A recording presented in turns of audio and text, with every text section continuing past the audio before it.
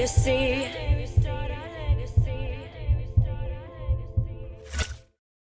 What's up, everybody? Legacy back with episode 13 of The Climb, and today we have a really special guest. It is full frontage of Team Liquid Mobile. Say what's up to everybody. How's it going, guys? Welcome, Legacy. Pleasure to be here. Thanks for having me. Absolutely. Thank you for being on the show. And as we usually do with the first question, tell us about yourself and how you got into esports and mobile.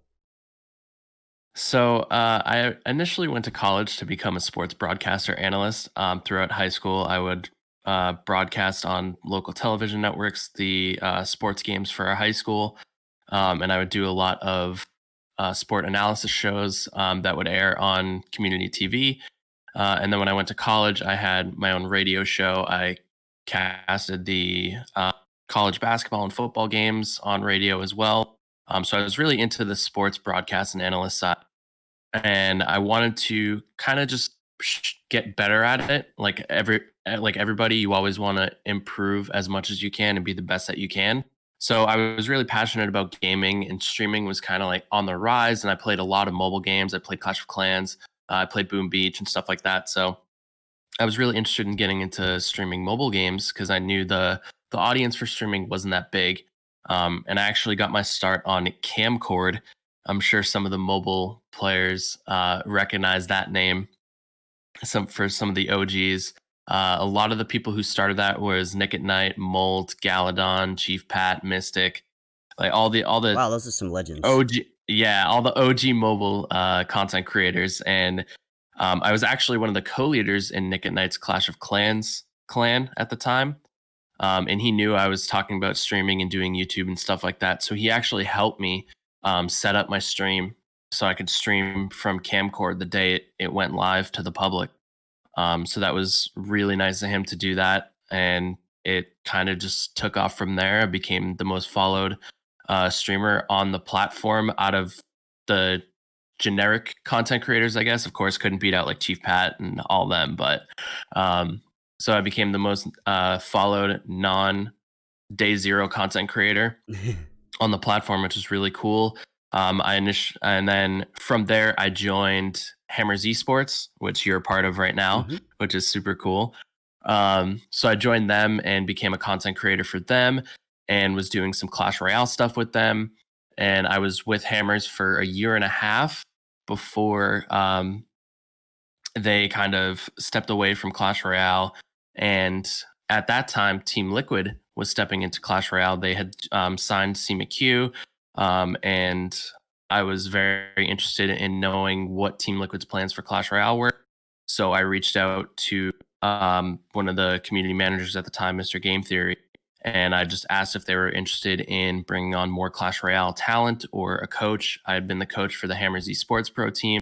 I coached Oxalate, Donkey Kong, and Atchin for the Crown Championship Global Series.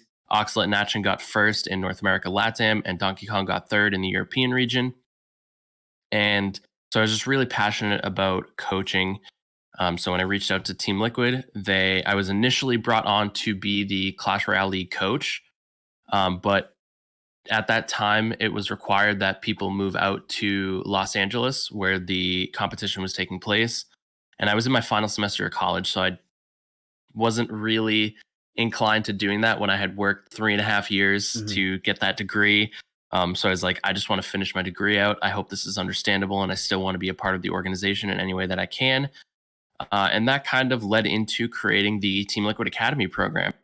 Team Liquid Academy was primarily known as just the League of Legends Academy team, which is part of the franchise series for LCS. And we just expanded to the Academy program in Clash Royale, made it more of a community-based initiative, and tried to work with players in the community and help them develop their talent. We've had a few people come through the Clash Royale Academy and go to CRL. We had Yugi Art, who went to Chaos Theory for CRL Asia. We had Lemon Tea, who went to Fnatic in season 1 of CRL. We had Frost, who went to 100 Thieves for season 1 of CRL. We had Stefan, who's now the captain of Team Japan, I believe, Team Japan or Team South Korea.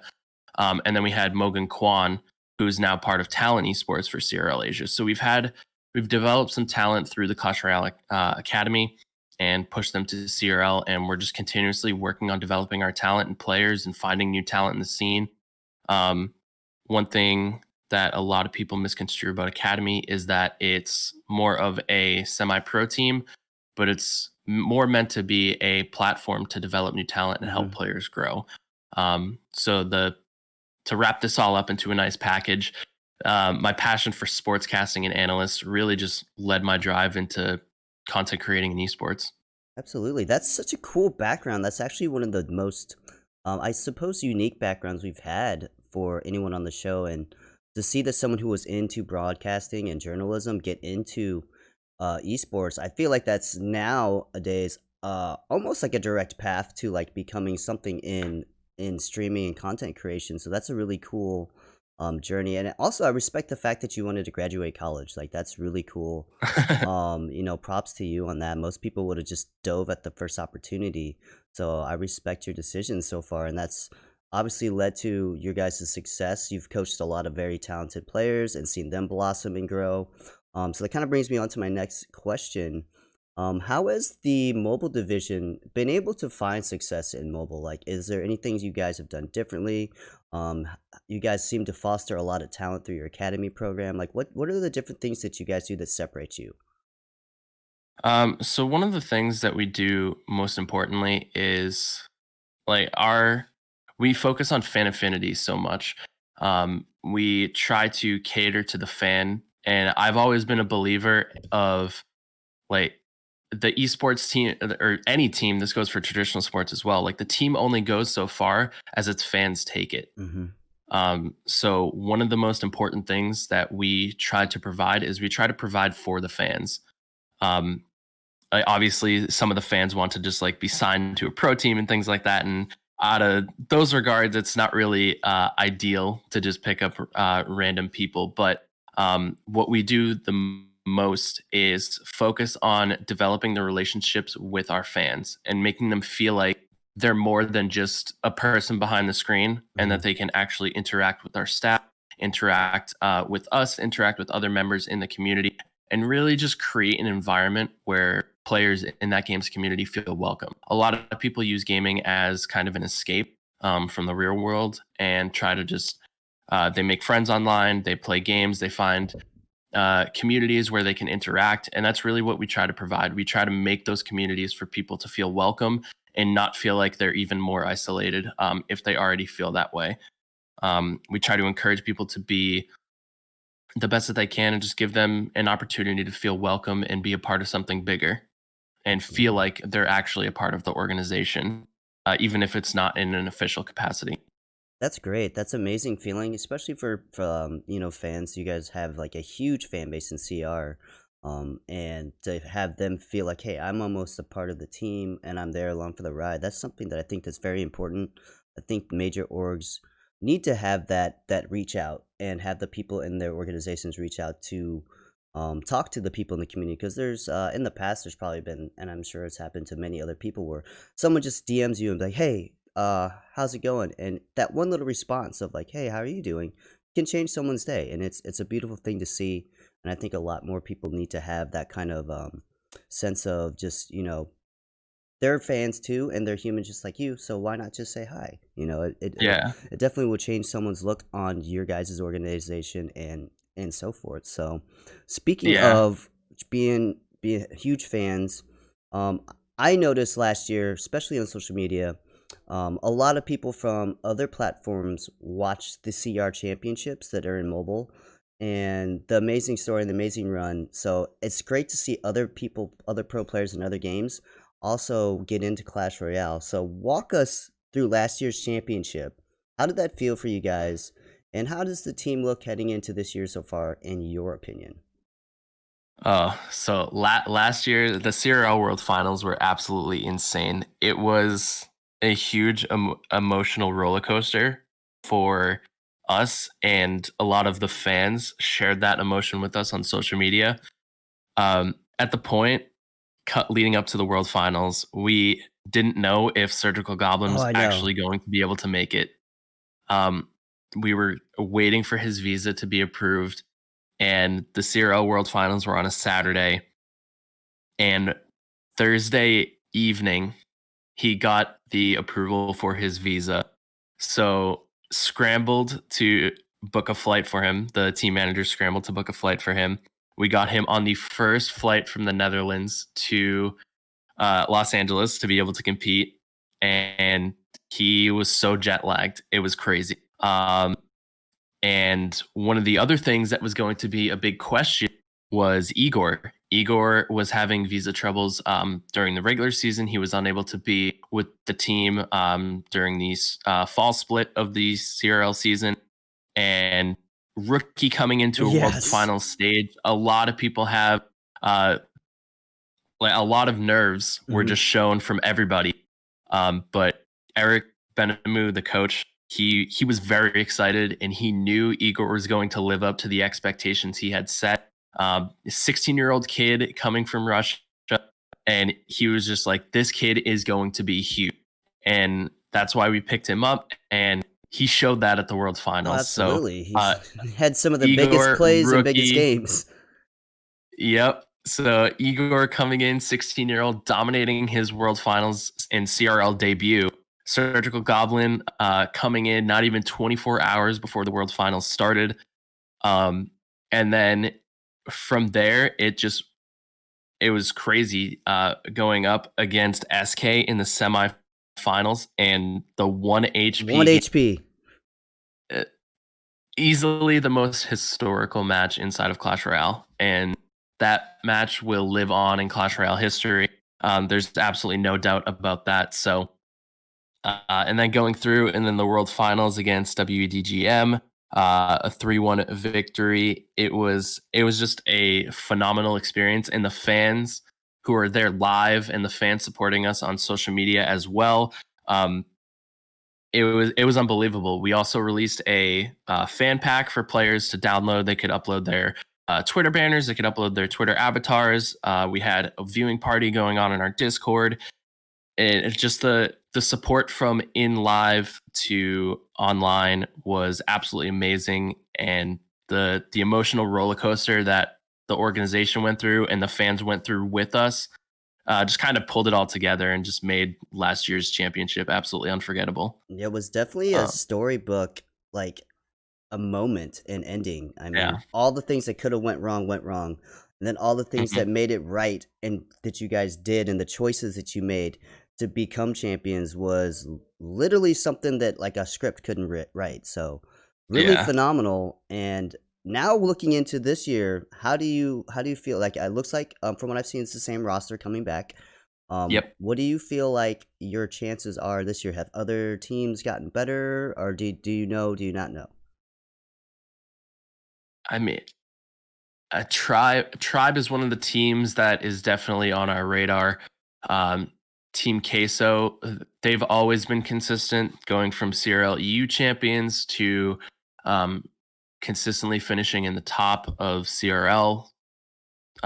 This year, Ruben has been absolutely dominating. He's arguably up there in one of the top 3 names in Clash Royale right now.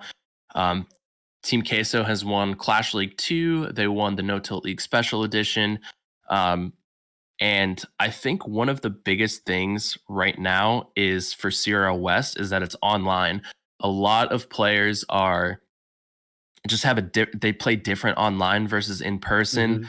Mhm. We've seen like Surgical Goblin, who's one of the most veteran Clash Royale players right now. His in-person game is so different than anybody else's online that he just dominates in person versus online where everybody's like on his level because they're in their comfort zone. Yeah. So the a big difference is online versus in person. But I think for our team going into this year that it's going to be tough. I One of the things that frustrates me the most is when a team loses and everybody who's just like fans of the game in general are just like, "Oh, this team sucks." Oh, yeah, And instantly. it's like that's one of the things that just gets under my nerve, like under my skin because it's like i- this is professional gameplay. No matter what sport or what esport you're watching, like these guys are at the top of the game and not every single like there's 10 teams. all 10 teams can't win. Mm-hmm. There's going to be 5 winners and there's going to be 5 losers. Mm-hmm. And that's just how it is. There's at the top level, it's impossible to predict who's going to win. On paper and track record, sure, you can guess it, but when upsets come, it's not like, oh, this team sucks now. It's this team, like the other team, just played better. Mm-hmm. And in that moment, they were the better team. Yep. And it's one of those things that like I feel like is still kind of evolving, especially for esports, is that like anytime a team loses, they suck, and anytime somebody wins, they're goated. Oh It's just God. so it's just like so coming into this year, I still feel confident even though we dropped our first game. So I I'm still confident in the team. I think in people in football, there's a saying called "any given Sunday." On any Mhm. given Sunday, any team can win or lose, and that Yep. same thing applies to any sport, traditional or esport. That's why there's a Mhm. season. You have that season to grind. You have those playoffs to grind. If it's a double elim, you have that super Cinderella story. Oh, they got eliminated, but they can climb through the brackets. That's why esports are so amazing because you have those natural storylines that can be built.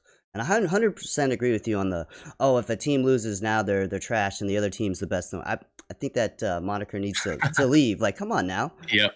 So, but I Yeah. mean, unless you're on that professional level and stage, I guess you just don't understand. And as a fan, it's hard to relate to it. I suppose. I don't know though. Um, Yeah. but so let's get into our next topic here. So, as you've seen, other major orgs or T1 orgs are getting into mobile and into other games as well. You got SK, TSM. SK has been in CR, but Mhm. they're venturing into other games. You have Fnatic make a splash into the PUBG. What separates you guys from everyone else? Because I believe Team Liquid was one of the very first orgs to adopt mobile gaming with, I believe, with CR, but also Arena of Valor a long time ago. People don't remember that. And what kind of support does your organization give you to the mobile side that maybe separates you from other orgs? Yeah, I mean, the Arena Valor thing, wow, it's a blast from the past. I think it was a 2016 show match. Mm-hmm. Uh, Against SK, I believe. yes, it was Team Liquid and SK. Um, and I mean, Arena Valor is just huge in China right now. Mm-hmm. The home name, Honor of Kings. Yeah, that's massive. The numbers on that really kind of like part of my language here, but shit on a lot of other mobile games. Yeah, it blows my mind how it's so successful and just like it does this for other games as well, but for Honor of Kings, it just like blows my mind how successful it is in one region and then everywhere else it's like non-existent. Mm-hmm. Um, and the other titles like PUBG Mobile is a global game, but it's insanely popular in the India Oceania Mm-hmm. region. And then for Free Fire, pretty much not really well known anywhere else, and it's insanely popular in Brazil. Yep. Like it surpasses PC esport titles in Mm-hmm. terms of viewership and interaction. It's absolutely crazy. Um, but back to the question, one of the things that a lot of teams do from tier one org perspectives, like I don't want to call out anybody, so I'm just not going to name any names, but there have been mobile teams that are signed, and there's just absolutely nothing from the org about it. No posts, no tweets, no interaction. You don't know who the players are unless you're in the scene.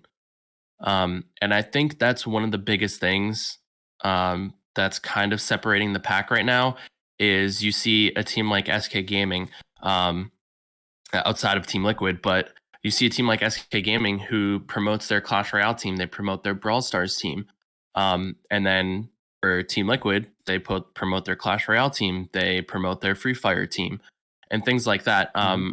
So I think that's one of the biggest things that separates, namely those two of the really well-known organizations. And then you have mobile endemic organizations who Mm-hmm. do a phenomenal job, who got their start in mobile, who are strictly solely staying in mobile, like Tribe Gaming. Mm-hmm. Tribe is probably the number one mobile exclusive organization in the space. And if you're in mobile, you know the name Tribe Gaming. Mm-hmm. And I think they also kind of set set the bar a little bit higher with the content they bring and the interaction they bring to the community and things like that. And it really shows what orgs have to do when they're coming into the mobile space.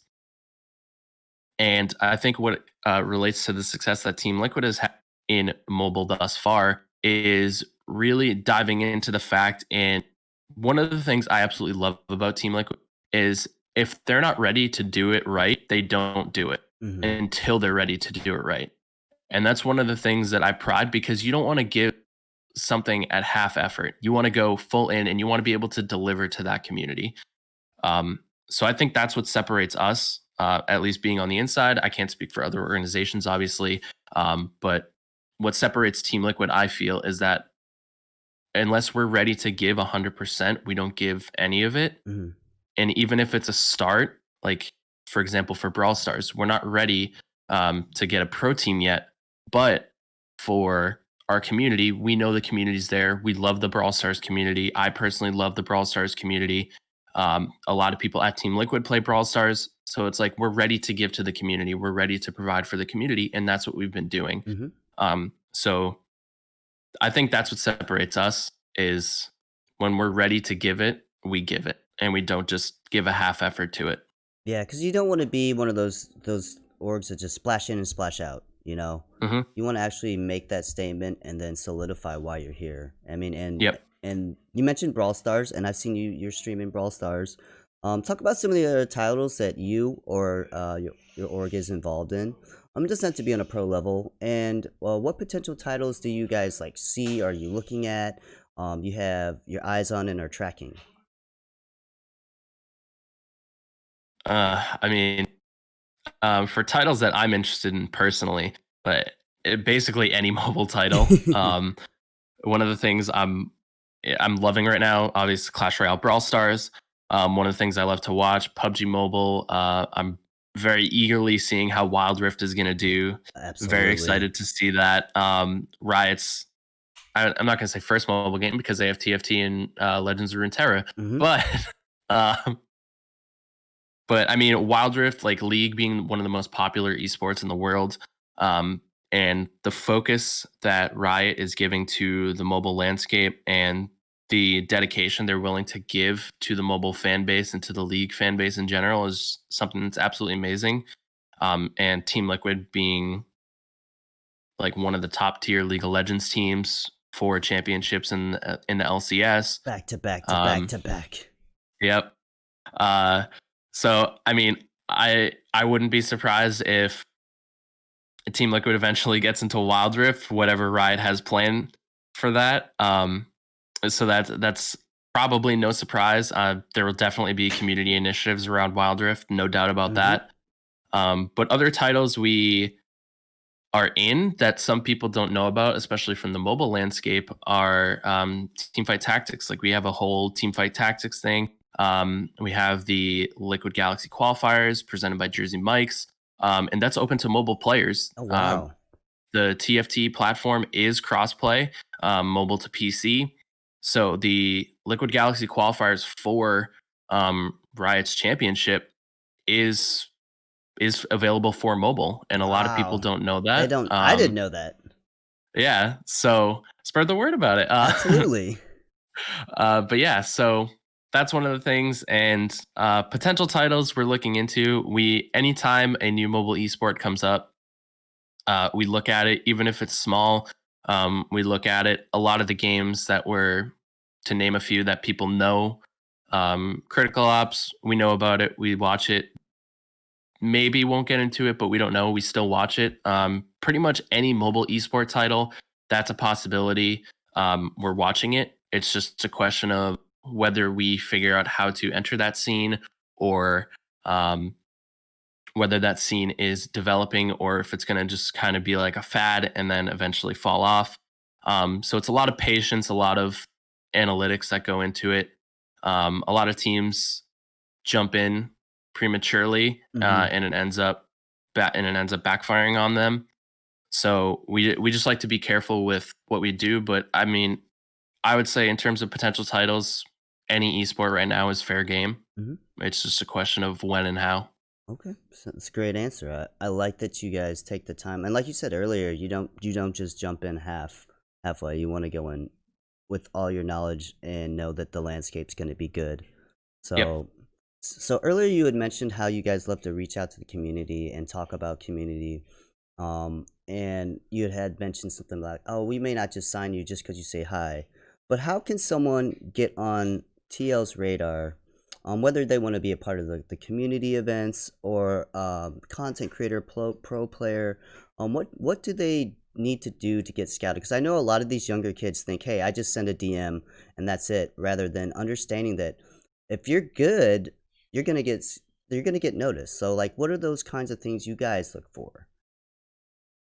So one of the best ways to get noticed is developing your own brand, becoming content creator. Like not everybody has the ability to get like a $4,000 PC or Hmm. anything like that to be able to stream full time and do all this. And this is kind of covers the entire basis of esports. I think one of the best examples we can use is our Fortnite roster. Um, the initial signing of the Fortnite roster with 72 Hours, Chap, Poach. Those guys, they weren't like insanely popular. They were small on Twitch. They had a viewer base. They were really good at the game. So really, any way you can showcase your talent is a great way to get noticed. And you don't necessarily have to reach out to somebody from whatever organization you're applying to or wanting to join and just say, "Hey, sign me." It's more like, "Hey, I want to introduce myself. My name is Full Frontage. I'm a Clash Royale player. Um, if you guys are interested in getting into Clash Royale, here's my information. Thanks for your time." Hmm. And that's it. Because what that does is, even if it doesn't feel like you're about to get signed, like right there, like you said, it's not a DM and says, "Hey, sign me," and then it's like, "Okay, here's the contract." It's definitely a process where it's like people will find you, especially if you're putting your name out there. Hmm. You're developing your brand, you're uploading YouTube videos, you're streaming, whatever it may be. As long as you're putting your gameplay out there and your name out there, you will be found. A lot of people who message me for trying out for our Clash Royale Academy, after a while, if they're known in the space and they're just like, "Hey, can I get a tryout for Team Liquid Academy?" And I already know who they are because they've either played for other teams or they've played in competitions Hmm. or they've played in our Team Liquid's community competitions. And it's just like, "Yeah, I know who you are. We'll give you a tryout," instead of going through the Hmm. typical application process where it's like, if you don't have necessarily that much experience, but you reach out to me and I don't know who you are, um, then you go through you fill out the application because our academy is open to everybody. They're able to apply, and we do tryouts on an as need basis. But um, it's really about getting your name out there. And a lot of people say this about CRL as well, where it's like, it's not about how good you are, it's about the amount of followers you have. And that's not true. It's not about the amount of followers you have, it's about how much you put yourself out.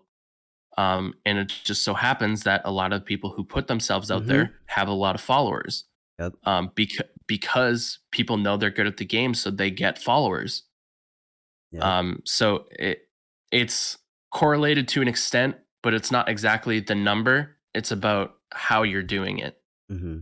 So my advice to people to get on TL's radar or to get scouted by any org in general is put your name out there.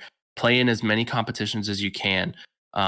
Develop your personal brand. Upload videos. Stream your gameplay. Because when people find you, they'll be able to see exactly what you're capable of right there, especially for YouTube and streaming, Hmm. is they can see your gameplay happen. It's not just, "Oh, I won this competition." It's not just a list.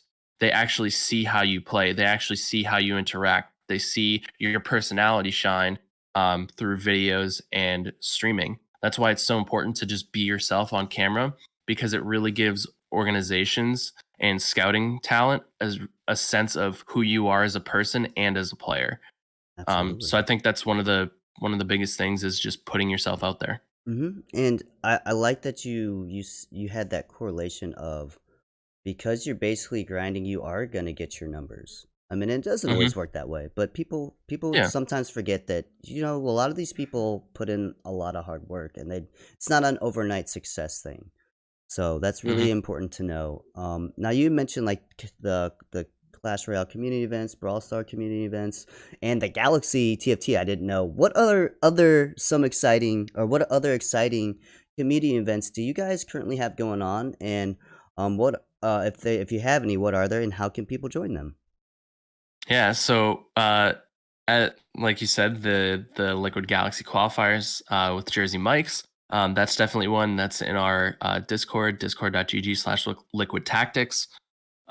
So that's open for qualification. And then for other community events for Clash Royale, we currently have our Liquid Weekly League, which is a $60 tournament. The format kind of varies from week to week. We like to get community input on what kind of format they want to play in that week. So sometimes we'll open polls. A lot of the ones we have been doing are just in-game tournaments with 5 losses and then moving on to a 8 player or 16 player bracket. Hmm. And first place takes $45, second place takes 15. So it's just kind of like a fun event we like to do for the community. We definitely have more fun events in the pipeline coming soon. TM. Ooh, And then for Brawl Stars, we do events for our clubs. We have club tournaments. We have club rewards for the top 5 players across all of our clubs. So currently we have 32 clubs, which is we have over 3,200 members in game, which is absolutely amazing. wow. And our top 5 across all 3,200 members will get some money for their hard work and dedication and pushing up the ladder. And then for everybody else, they get to participate in our 3v3 tournaments. We host one tournament a month for each region. We're in North America, LATAM, EU, and Asia Pacific. And we host one tournament every month for that region. And then we also have some fun events on the side. We do solo showdown tournaments. Some like one of the most recent fun events we did was like the Plant Frenzy. So you played as Rosa, Sprout. We added in Piper in there because people wanted a long range brawler kind of thing. Hmm.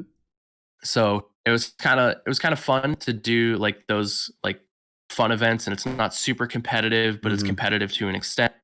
And then one of the most recent initiatives we did for Brawl Stars is we're doing a clips highlight submit where people in the community get to submit funny clips, whether it's them juking out people or getting an insane clutch shot in Brawl Ball or stopping the countdown in Gem Grab with 1 second left with a Gene super they pulled or a Tara super and things like that. So people get to submit clips, kind of have creative freedom, and then we have the community vote on the top 10 clips. Oh, nice. And what we're doing is I'm going to put it in one of my YouTube videos and it's going to be featured in game in the community videos tab. Um, Wow. and we have more fun events for Brawl Stars coming soon as well. So we're just consistently trying to have the community involved and just have a bunch of fun things for the community to do and really feel like they're a part of something more than just playing the game on a daily basis. Mhm, and I think you really hit the head, there with the community casual competitive feeling, but you're also providing a lot of value for these players too, for the kids or anyone that's playing the games, because not only are they learning to get better, but they're having fun, but there also Mhm. is value in not only playing with some of the best people, but also, the little bit of money is cool too. And I'm not saying you should play for money, but that little extra incentive is pretty nice as well. And then you're naturally, organically growing a community fan base. So it's like you hit every key aspect for like a community tournament in like one statement there. I love it. I love it. I love it. So so now let's get into if so these community events are meant for casual to competitive players, but what if someone's new to mobile gaming and maybe they don't know like about Brawl Stars, but they've seen your guys' stuff on social media and they're trying to get into mobile gaming, and what are your kind of thoughts or advice for someone who wants to get into it and maybe start casually but has the aspirations to want to become competitive? I think one of the biggest things is finding content creators. Content creators are one of the best way to find your passion for a game because you get to see somebody who does this on a daily basis and see how they do it. And it really gives you a drive for the game. I know, like for me to get into gaming, I watched like the first mobile gaming video I ever watched was Chief Pat's Clash of Clans Goblin level. And from there, my excitement for mobile games just kind of expanded, and I just wanted to find more content creators. And not only just watching the content creators, but engaging with them on social media, um, joining their communities. Because one of the other things that content creators provide is kind of an outlet for organizations. Like organizations sign content creators, organizations bring content creators in because they share the same values as the organization, and they want to support the content creator who also supports them. And both parties are interested in supporting the games community. Um, so to get into mobile esports, definitely finding content creators, finding organizations, communities who you can join. To name a few for Brawl Stars and Clash Royale, I know the ones that I know of off the top of my head are Team Queso, Tribe, Team Liquid, SK Gaming, Space Station. A lot of those teams have discords and communities, and a lot of the players are engaging on social media and they create content on YouTube and things like that. So really just finding content creators, finding organizations, and finding communities to be a part of. I know a lot of people will just join a community discord, for example, and they'll just not say anything, and sometimes they'll participate in events and sometimes they don't. So for someone who's really passionate, just be active. You don't necessarily have to talk to the top people in the organization at all times, but just being active in the community, they'll see your name. A Mhm. lot of people who I've seen engage in our community discords, um, they're not a part of the organization, but I know their name. So when they do message me when the time comes for asking about anything, or if they just want to chat, I recognize their name and I'm more willing to be open to them, Mhm. versus somebody who just might message me and say, "Hi, can I join Team Liquid?" Mhm. And it's kind of Absolutely. like, "Mm, could you elaborate? Like, what do you do? What do you like? What's your interest? Like, what do you? So it's kind of like just being active in an organization's community. If you want to be a part of that organization, or just getting your name out there, it goes a long way. Because there are a lot of people who I've never even coached, I've never even had on my team, but I see them in the community. I see them being a positive influence to other players in the community.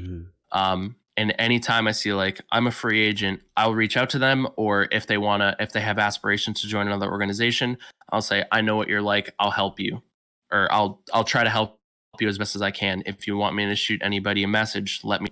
If you want to recommend anybody to me, let me know, and I'll give them my insight on you. So really, just being active in a games community helps go a long way, because the people who are active in that community will recognize your name and they'll know who you are. Mhm. Absolutely. I agree. I like that. That's a different aspect that I don't think many people have touched on. Is actually being active in the community, the Discord or the community. So it's a great perspective because, like you said, it gets your name recognizable. And I'm not saying you need to go Mhm. spam the chat every day and stuff. Yeah. Um, but I liked how Yeah, you just have also, yeah. conversations, have fun with people, talk about the game. Because the more you show, the more people will respect. Hmm. And definitely don't be like a show off and be like, "Oh, I have all these achievements." Just Yeah. casually interact, casually have fun, participate in events, things like that. Hmm. Now, my last question is always the same, and for you, it might be different. I don't know because you've been in broadcasting and you are in content creation already. But if you could be a pro player in any game, or a major content creator, which one would you choose and why? Well, I'll switch it up a little bit, since I'm more in mobile. I'll switch it up and go for my PC aspiration. Ooh, So right now it's actually Valorant. I would yes. I would love to be like pro player, major creator in Valorant. Um, I I mean, believe the full obviously, release is today. yes, yep, it's already out in North America. Happened 2.5 hours ago. But yeah, so I'd probably say Valorant, just because I've always wanted to be good at shooters. I was never really good at shooter games on console or PC. So I think it'd be cool to kind of have that feeling of success in a shooter. So yeah, And the glory of getting that final kill, I feel like it's got to be a little different from an FPS perspective to a MOBA perspective, and to yeah, like games like Clash and Brawl Stars. So it's hmm you definitely get a different glory feeling, but winning is winning though. At the end of the day, it doesn't matter yeah, what game or platform. Um, yeah. any final things you want to touch on, or give any shout outs? Your YouTube channel or social medias. Yeah, if you guys want to follow me, at full frontage on all social medias, Twitch, YouTube, Instagram, Twitter, all that good stuff. And then lastly, huge thank you to you for having me on the podcast first off. So, and then Team Liquid, who's been absolutely supportive of the mobile gaming community, and taking a chance and bringing me on and really just giving more so the community the support rather than just me personally. Um, I've always been passionate about the mobile gaming community. I just want to see it succeed in any way that I possibly can. And if I'm able to help and lead that, great. If I'm just able to be a small part of it, then that's amazing too. Because once one person benefits, I feel like we kind of all benefit. Hmm. So it doesn't really matter who's at the forefront or who's in the back lines, because it ranges from the most popular person to the least popular person, because sometimes the least popular people are the ones who are grinding out and providing content consistently, whereas the top people, they tend to take breaks here and there, which is perfectly fine. I'm not saying anything about that, but I'm saying the importance of from top to bottom is just as equal across the board. So yeah. All right. Well, thank you for being on the show for The Climb. I am Legacy for Full Frontage saying thank you for listening and watching, and peace.